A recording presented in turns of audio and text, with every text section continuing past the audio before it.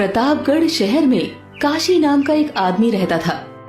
उसकी कुछ दिनों पहले ही शादी हुई थी, तो ससुराल वालों ने शादी में काशी को कुछ पैसे दिए थे। उन पैसों से उसने एक सुंदर सा रिक्शा खरीद लिया, पर काशी के रिक्शा खरीदने पर उसकी पत्नी राधा खुश नहीं थी।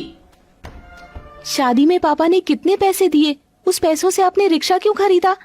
आप कुछ और भी तो काम कर सकते हैं। मेरे पिताजी रिक्शा चलाते थे और उन्होंने मुझे रिक्शा चलाना ही सिखाया है। मैं मेरे पिता के सिखाए हुए काम को ही करूँगा, ठीक है? ठीक है, जैसे तुम ठीक समझो। काशी ने अपने रिक्शे को फूलों से सजाया और गद्दे वाली सीट लगवाई। काशी रोज सुबह अपना रिक्शा लेकर शहर में निकल पड़ता। रिक्शा नया और खूबसूरत होने के कारण उसे सवारियां ज्यादा मिलती थी। काशी की अच्छी कमाई होने लगी। ये लो राधा, पूरे 350 रुपए।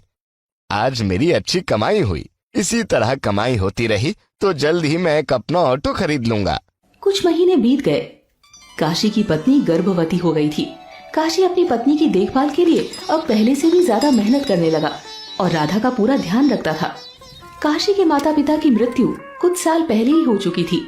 काशी अपने माता पिता की इकलौती संतान था, जिसके कारण ससुराल में राधा अकेली थी। दिन बीत रहे थे और राधा का गर्भ धीरे धीरे 9वें महीने में पहुंच गया था। तुम तो रोज रिक्शा लेकर निकल जाते हो, अगर मुझे कुछ हो गया तो? मैं अब शाम को घर जल्दी आया करूंगा, और हाँ, आते टाइम मैं तुम्हारे लिए फल और खाना बनाने के लिए कुछ सब्जियां भी लेकर आया करूंगा। तुम चिंता मत करना। और वैसे भी चिंता करना बच्चे के लिए अच्छा नहीं होता। इतना कहकर काशी रोज की तरह सुबह रिक्शा लेकर निकल पड़ता है। शहर के किनारे खड़ा होकर काशी सवारियों का इंतजार कर रहा था। तभी उसे एक सवारी मिली, एक काला सा आदमी जिसने बहुत अजीब से कपड़े पहन रखे थे। उसने काशी को रोका और उसके रिक्शे पर बैठ गया। उस आदमी के हाथ में गदा भी थी।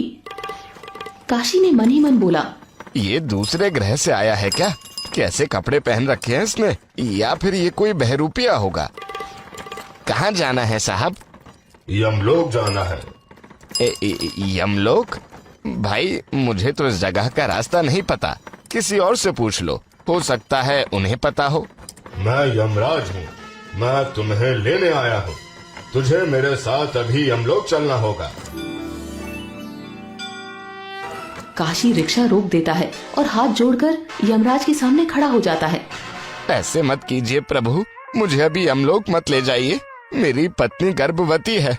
कुछ ही दिनों में वो मेरे बच्चे को जन्म देने वाली है। उसको अभी मेरी बहुत जरूरत है। अगर मैं यहाँ पे नहीं रहूंगा तो उसका ध्यान कौन रखेगा? पृथ्वी लोक पर तुम्हारा और तुम्हारी पत्नी का साथ यहीं तक था। अब तो तुम्हें मेरे साथ चलना पड़ेगा। काशी सड़क पर खड़े होकर यमराज के सामने रोने गिड़गिड़ाने लगता है और तभी एक रफ्तार से बाइक आकर उसे धक्का दे देता है और काशी की मौत हो जाती है। काशी अब भी यमराज के सामने अपनी जान की भीख मांग रहा होता है। अब कुछ नहीं हो सकता। अब तो तुम्हें मेरे साथ चलना पड़ेगा। यमराज सड़क पर काशी की लाश की ओर इशारा करते हुए कहता है। काशी देखता है कि सड़क पर घायल अवस्था में उसकी लाश पड़ी हुई है।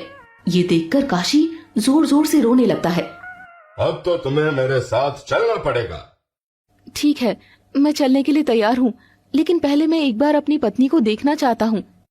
ठीक है, तुम्हारी आखिरी इच्छा जरूर पूरी की जाएगी।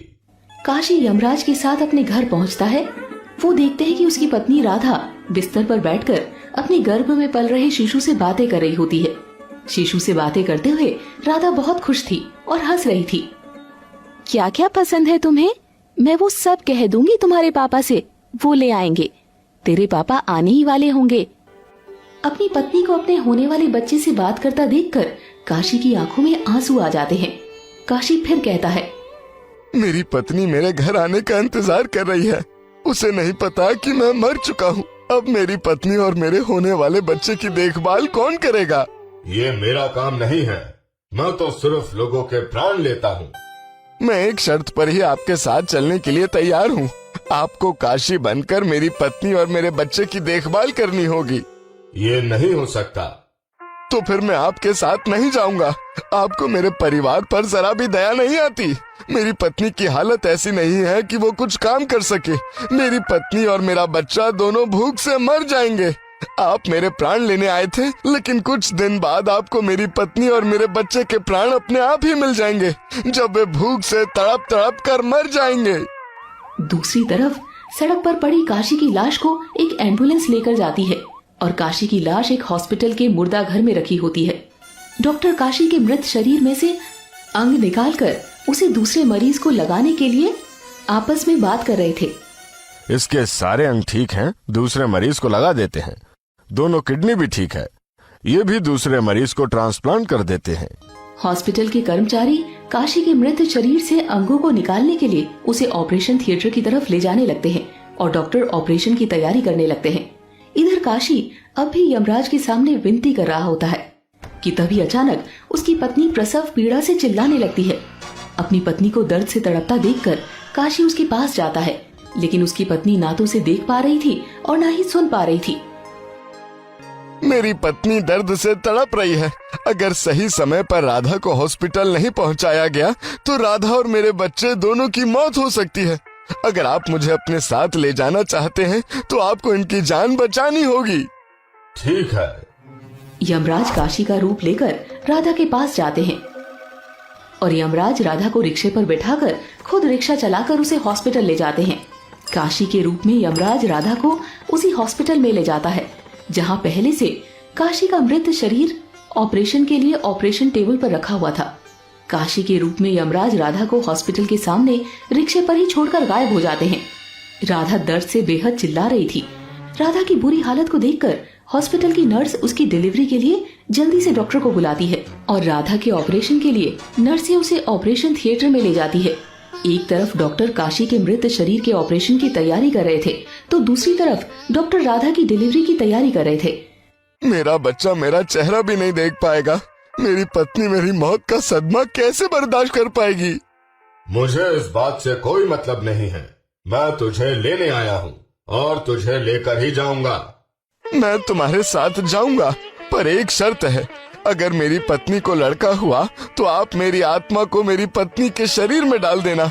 इस तरह से मैं बेटा बनकर अपनी पत्नी के पास भी रहूंगा। ठीक है, मुझे मंजूर है। इधर डॉक्टर काशी के मृत शरीर को ऑपरेशन करके उसके अंग निकाल देते हैं और दूसरे मरीज को लगाने की तैयारी करते हैं और इधर काशी की पत्नी राधा एक बहुत ही सुंदर बेटे को जन्म देती है। शर्त के मुताबिक यमराज राधा के बेटे के शरीर में काशी की आत्मा डाल देते हैं और यमलोक चले जाते हैं। बेटे के जन्म के बाद राधा बच्ची को लेकर घर आ जाती है। राधा के घर वापस आते ही उनकी पड़ोसी उसे बताती है कि सड़क दुर्घटना में काशी की मौत हो गई है। काशी की मौत की खबर सुनकर राधा पर जैसे दुखों का पहाड़ टूट पड़ता है। उसे यकीन नहीं हो रहा था कि काशी अब उसके साथ नहीं है, पर भगवान की लीला भी अद्भुत है। राधा जिस काशी को हर पल याद करती, वही काशी उसकी गोद में है खेलता और उसके साथ सदैव रहता है। दोस्तों, आपको ये कहानी कैसी लगी? कमेंट करके जरूर बताएं। ऐसी और कहानी सुनने के लिए इसे लाइक और शेयर जरूर करें। धन्यवाद।